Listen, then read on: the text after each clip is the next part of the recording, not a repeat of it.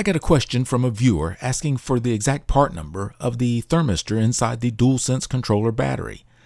At the time, all I knew was it measures 10k ohms at 25 degrees Celsius. I thought it'd be interesting to see if I could identify a good replacement using only the basic equipment I have on hand. So in this video, we're going on a quest to match the thermistor from a Sony LIP1708 DualSense battery. The good news is, this process works for finding a replacement for almost any thermistor, as long as you have a working one to test against. To find a matching thermistor, we'll be digging through a lot of data sheets.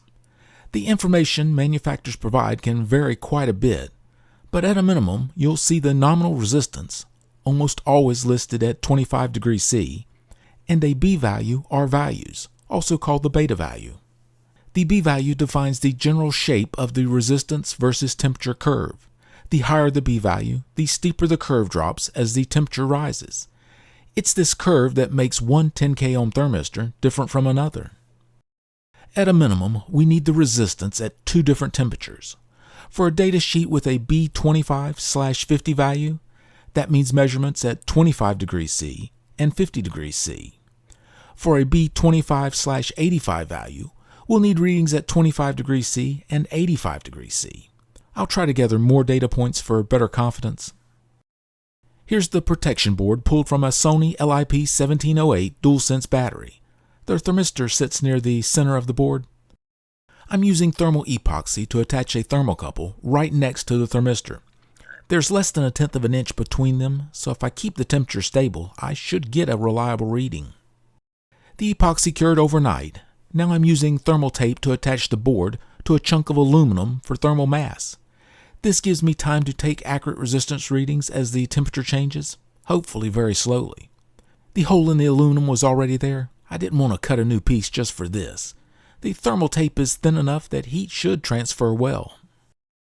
To prevent air movement from affecting the readings, I'm covering the board with styrofoam insulation and securing everything with hot glue.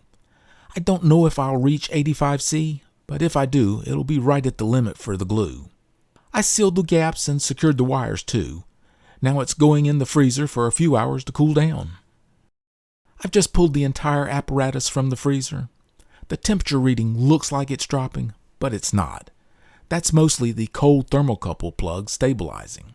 I'm hoping everything settles before the aluminum block warms above 0 degrees C. With the thermistor connected to the meter, you can see the actual temperature starting to rise as the room warms the block. The multimeter only applies 91 millivolts, so self-heating from the meter is negligible.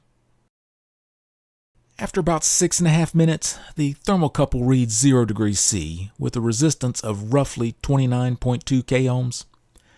I'm not confident the cold junction has fully stabilized yet, so I won't put a lot of weight on this 0 degrees C reading. 15 minutes in, I'm much more confident. At 5 degrees C, the resistance is about 22.52 k ohms. I probably should have left it in the freezer longer or used dry ice, but I'll manage without a solid 0 degrees C point. The aluminum block is giving a nice slow temperature change. At 10 degrees C, the resistance reads 18.39 k ohms. Room temperature is around 23 degrees C, so from here I'll start adding heat. For the lower range, I'm gently blowing hot air on the side of the block away from the thermistor. It might cause a little unevenness, but it's workable. At 20 C, I measure about 11.95 k ohms. After some intermittent hot air, we're approaching the 10k ohm mark. At 23.9 degrees C, the resistance is right at 10k ohms. Keep in mind there are two large sources of error. The thermistor itself has a tolerance, probably around 5% on this cheap part, and the cheap thermocouple I'm using can be off by a degree or so. Even with that, the reading lines up well with expectations. With a bit more heat, at 25 degrees C, I'm reading about 9.73 k ohms. There's a noticeable lag between applying heat and the temperature actually rising on the block. Hot air topped out around 30 degrees C. To go higher without heating the whole bench, I'm switching to my backup heater. 3 2-ohm power resistors mounted on a small aluminum plate. I'll power them with an adjustable supply. I doubt I'll hit 85 C with this, but let's see.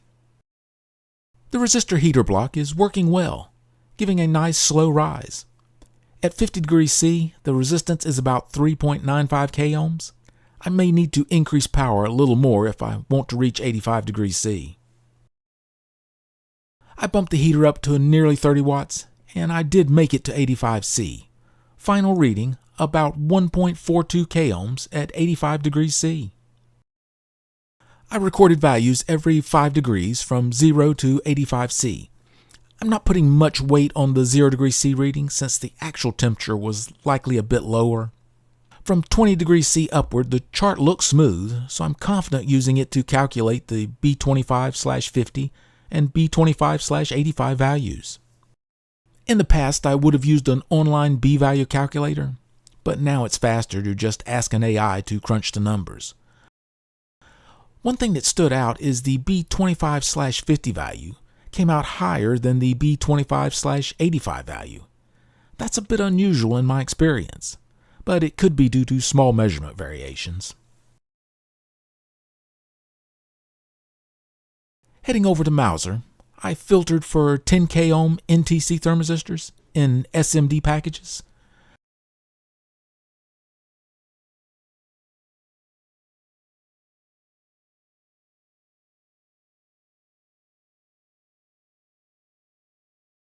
Size 0402 to 0805.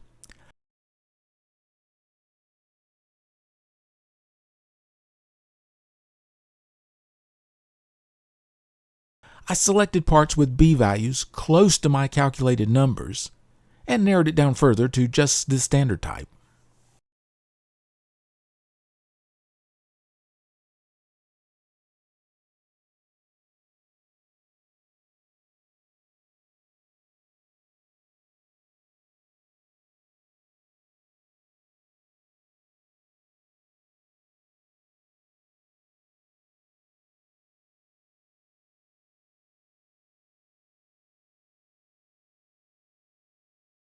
Let's check this TDK part.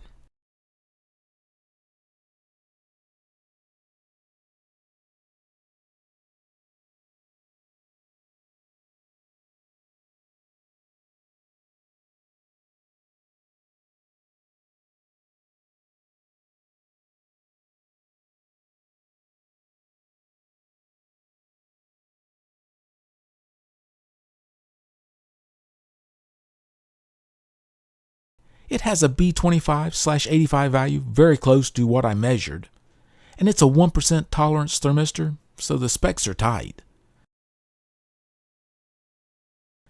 They also provide an RT chart.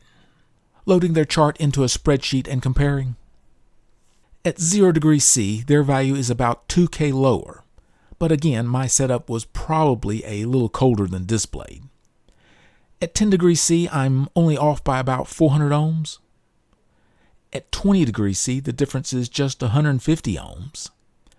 At 25 C, around 300 ohms off. At 50 degrees C, I'm 200 ohms low. At 85 degrees C, only 30 ohms low.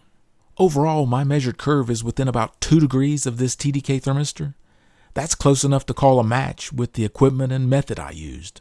So any 10 k ohm thermistor with a B25/85 value of 3435K should work great. That B value seems pretty common, which makes sense for Sony to choose it. The hardest part of this whole process is getting accurate resistance readings at precise temperatures. Without a proper thermal chamber, there's only so close you can get. Even if I had relied only on the B25/50 value, it still pointed me to the same range of parts. The extra data points and smooth graph gave me more confidence. If your graph jumps around, you know something went wrong with the measurements. One last note. This is another reason to avoid DualSense replacement batteries that skip the thermistor entirely.